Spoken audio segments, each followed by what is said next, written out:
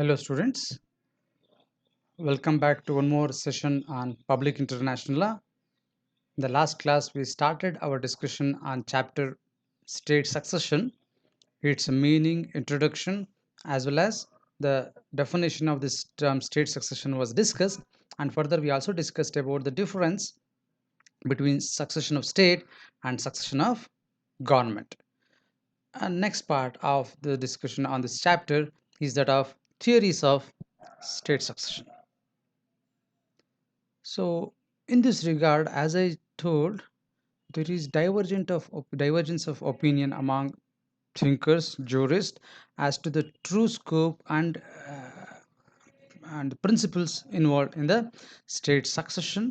And we almost find more than 9 to 10 theories propounded by different jurists as to the theoretical background or theoretical basis for this concept of state succession. In today's class, let us endeavor to find out what those different theories tell about the concept of state succession, how it works, what are the things which can be subject matter of succession, what cannot be the subject matter of succession. All these things will be studied in detail in today's session. So let us start with this. So first one is this is the broad outline, whatever you can see on the slide. This is the broad outline of the theories of succession. So we'll start with the first one, universal succession, then popular continuity theory, then organic substitution theory, then goes to the burden with not burden, sorry, this is not the one. So after organic substitution theory, we'll be studying about self abnegation theory. Then comes clean slate theory, which is considered as the most popular theories among all of them. Next comes the socialist theory, which is also known as communist theory. Then comes option theory, and finally burden with benefit theory. So there are few more theories which the some of the writers have included in their list, but I feel this is the broad network that is sufficient, or an overview of these many theories is sufficient for our discussion as far as theories of succession of state is concerned. So let us start with the first one, that is universal succession theory. So what is this universal succession theory is about, and who are the important propounders of this theory? These are few things we'll be discussing. The first one is chief exponents of this theory is Hugo Grotius, who is also known as the father of modern international law. So he is the person who propounded or who vehemently put forward or supported the concept of universal succession. So we already discussed the concept of succession. Succession is going to be the change of sovereignty over a territory, thereby what is going to happen to the rights and obligations of the predecessor states, whether it goes to the successor state, is something which we'll be discussing in all these theories. As far as Hugo Grotius is concerned, in this theory, he says that there shall be universal succession.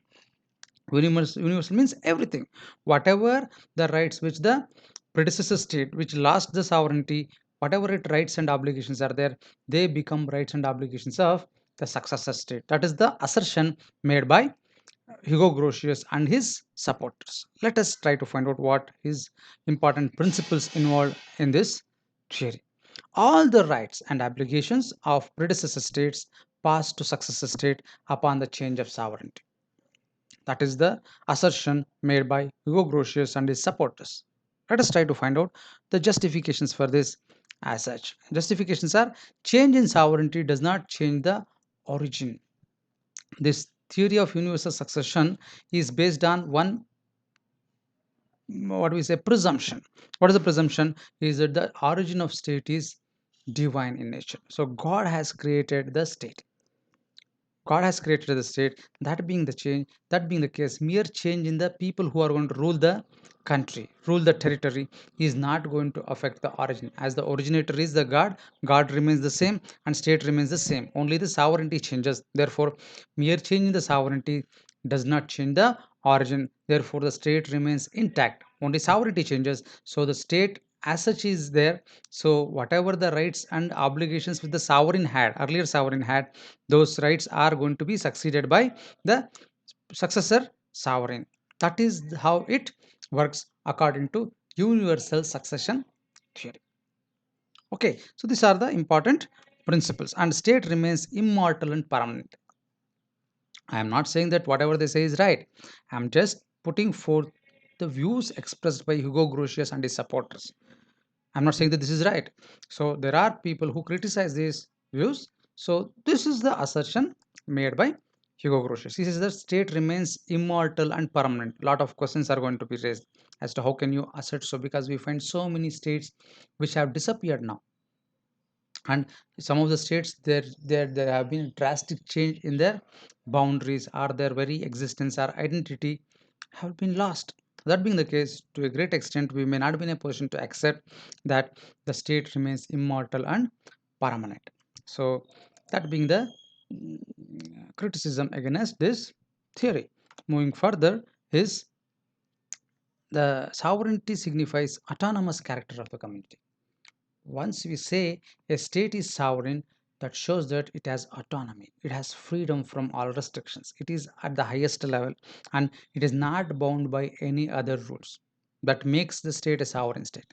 So, sovereignty signifies autonomous character of the whole community. And that being the case, the criticism against this theory is that this state concept of state succession or universal succession cannot be transmitted to another community. Earlier there was a state, earlier there was a set of community. That community had its own ideologies, it has its own background, it has its own plans.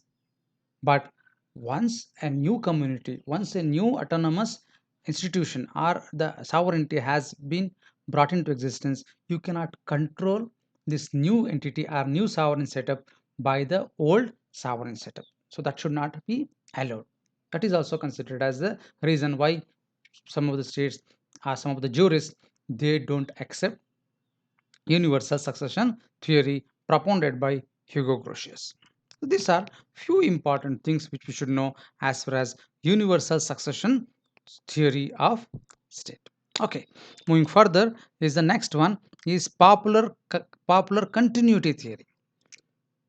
I can tell you, if at all we go back to the this chart outline, so almost all these theories which are on the left side, basically the mainframe, universal succession theory, popular continuity theory, organic substitution theory, and even to some extent self abnegation theory on the other side. They all are different phases of universal succession theory. That is an important thing which all of us uh, should know at the outset. At the outset, we should know that most of these theories on the um left side of your slide, and also some of the theories even on the right side, which includes self-abnegation theory, they are all of the they are all going to be in agreement that there shall be universal succession. But they have given different justifications, different reasons, or their principles are different, but ultimately the goal or ultimately the outcome is same. So whenever there is going to be state succession, the predecessor states rights and obligations will be succeeded by the successor state. So let us proceed further with the popular continuity theory. It is a new version of universal succession theory. As I told, it's a new version of universal succession theory. Important exponents are Fiore and Fredier. These are the important exponents, and they are of the opinion, or they asserted that there are two kinds of personalities which a state is going to have. Every state is going to have two personalities. One is political personality, and the second one is social personality. What is this political personality and what is the social personality? Social personality includes the population and territory, and they remain same. Population, mere change in the state is not necessarily going to bring change in the population, nor it is going to bring change in the territory. That being the case, territory and population, they have a they have a bond, they have a strong bond with each other. That is what is going to constitute the social personality. And political personality is nothing but sovereignty. Sovereignty represents the political personality. Every state is going to have both of them. Every state is going to have both of them: political sovereignty, political personality, and social personality. Moving further, this succession is going to only affects the political commitments of the state. Whenever there is change in the sovereignty over a territory, so it is going to have an effect on only the political commitments of the states. So commitments which are in the nature of political policy of a government or a state which was in existence, that is going to be affected by state succession. Apart from that, that means anything which is having some political connotations or political implications, they are going to change. Whereas those rights and obligations which are commitments which are concerned with the social personality, they remain intact. Rights and obligations attached to the society as a social personality of the state, it remains intact. It remains intact. That is what has been said by this organ substitution theory. So they say that rights and obligations of political character are to lapse with the state. So rights and obligations are political in character. Maybe whether to have a friendly relationship with some state or not. In this regard, or what kind of a foreign policy we should have with some other state. They are political issues. So they may change with the change in state or succession of state, whereas other obligations and rights connected with the territory and population, they remain intact. They remain intact. So that's with respect to popular continuity theory. Then organic substitution theory, again another phase of universal succession theory. So chief exponent in this regard is Max Huber. Let us see what his principles are all about. So he says that it is new explanation for continuity of rights and obligations. That's what I said. So even in this theory, they have been giving a new explanation for continuity of rights and obligations of whom? Rights and obligations of predecessor state to that of successor state. And what is the basis? According to this theory, the basis is organic substitution. Organic substitution is the basis. How it works, why, what are the implications of this? Let us try to understand.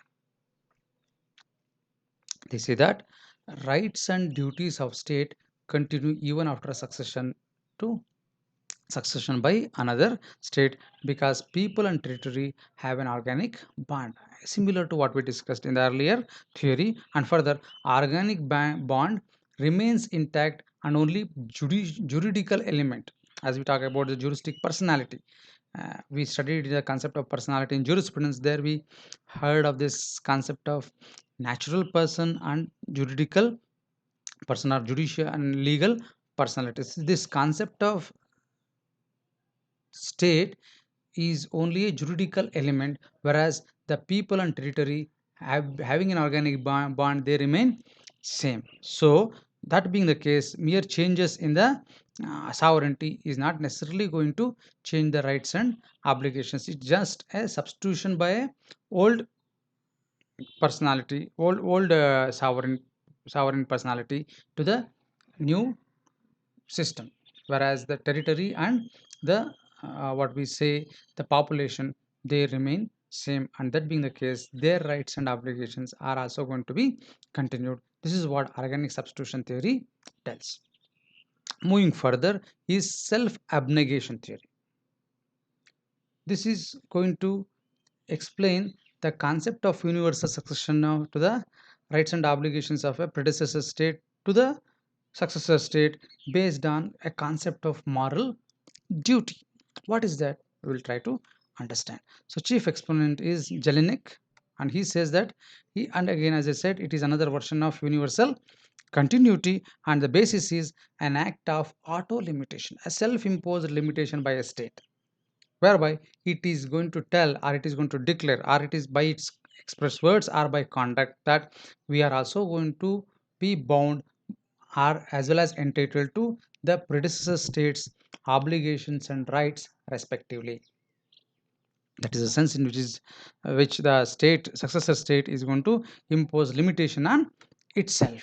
They say that successor state agrees to observe the rules of international law and perform the obligations of its predecessor state. On the basis of what? On the basis of auto limitation. They say that yes, we will agree to observe the rules of international law and perform the obligations of predecessor state. That's what the successor state is going to tell, or it is going to act. That's what is Jelnik says. And duty of self-abnegation is a moral duty.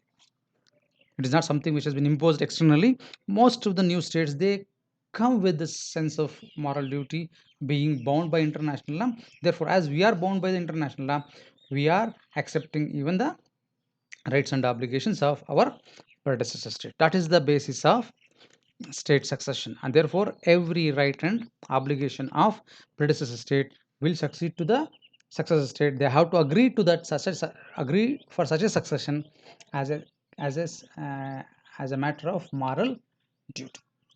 This is what has been considered as the important principle as put forward by this proponents of self-abnegation theory. Further is the clean slate theory. As I told in the earlier classes, clean state theory is considered as the most practical and the most widely practiced theory as of now in most of the in case of most of the states as of now. So let us see what is this clean slate theory. The name itself gives a suggestion as to what it is. This chief exponents of this theory is Pfaffendorf. There are many more supporters for them. Among them, the most important is that of Pfaffendorf. Let us try to find out what he says and his supporters say. Complete disappearance of predecessor state's personality. You see that once an old state disappears or it loses its sovereignty and a new state establishes its sovereignty, the new state is completely a new personality. Completely a new personality having no relationship or links whatsoever with predecessor state, and successor state is entirely a new sovereign personality, and successor state derive its authority from none other than itself. Who created the state? It has been created by itself. So sovereignty gets its authority by itself. Nobody gives it its authority. If at all we say that a sovereign has received its authority from someone else, then we cannot consider that authority as a sovereign at all. So that is the basis. To say we are sovereign, sovereignty comes on its own, from within, by itself. Okay, therefore, successor state derives its authority from none other than itself. That being the case, there is no question of we succeeding to the rights and obligations of some other state. If at all there can be a succession only with respect to right, they say. Succession to right only and not liabilities and obligations. We have right towards the territory, we have right towards the properties. People have taken loan from us, from the predecessor state illegally, from the resources which have been generated from our territory. For them you are liable, so you are liable and I am entitled to. So according to this clean slate theory, they say that succession can happen only with respect to rights and not with respect to liabilities. One of the most important contention of clean slate theory. That's the key principle under this head. So that's with respect to clean slate theory. Moving further is the socialist theory. What is the socialist theory, or which is also called as communist theory as such? Let us look into some of the important features of this theory. They say that communist state considers succession a case of novation and not of succession. I hope you studied the concept of novation in your contract. Novation is one of the modes of discharge of contract. Whenever an old contract is substituted by a new contract with the consideration being the discharge of the previous contract is called as novation under contract, which you studied. So even the communists consider succession is a case of novation than of succession. So a new contract has come, whereby the consideration for this is what the old regime whatever is there, it is stands discharged. It is entirely a new state which has been brought into existence. So that is the way in which the state succession works. It is not actually succession, it is novation. The name itself suggests this new concept is going to automatically bring an end to the old regime. That's how it works according to socialist theory. Moving further, no succession to rights and obligations affecting the political and economic interest of successor state. If at all there are few obligations, if at all there are few rights, if at all those obligations, especially if they are going to affect the political and economic interest of the successor state, then with respect to such rights and such obligations, there won't be any succession. If it adversely affects the economic and political interest of the successor state, they may say that we don't accept those obligations or rights of the previous regime. If at all they may be beneficial to our interest, then we may accept. But there is no question of accepting on its own. No succession to exploitative rights and obligations. Whenever some states, whenever we say that some rights and obligations have been undertaken by the previous regime, which is exploitative in nature, then also there is no question of succession which can take place to the new regime. It cannot happen. And further is option theory. Option theory, what it is all about? Option theory says that chief exponent is Maconan. Maconan says that newly independent states are free to pick and choose. Whatever want they can choose, whatever they don't want they can say that we won't accept that. So it is left to the discretion of the successor state. So they will before they decide whether to what is going to be our their rights and liability, they will pick and choose. They say that these are few rights and obligations which we feel proper, we will accept. Rest of the obligations which we feel it is not proper, we will not accept them. In this way, they can pick and choose as to what rights and obligations which we continue to oblige and what rights and obligations which we reject. That option is there to sovereign state, successor states. That is what has been said by the exponents of this option theory. And lastly, it is burden with benefit. As it happens in your other laws, which we studied in our law of succession, the onerous bequest. I hope you heard of this term, and I hope all of you remember the concept of onerous bequest, saying that if at all someone has been giving some properties to you through will, then along with that, if he gives any burden, you have to take both. You cannot say that I will take only the benefit, I will reject the onerous. You have to take both. Similarly, if you are taking rights and liable obligations of predecessor state, you have to take the burden as well as benefit, and you cannot choose only the benefit and reject the burden. Chief exponents are H.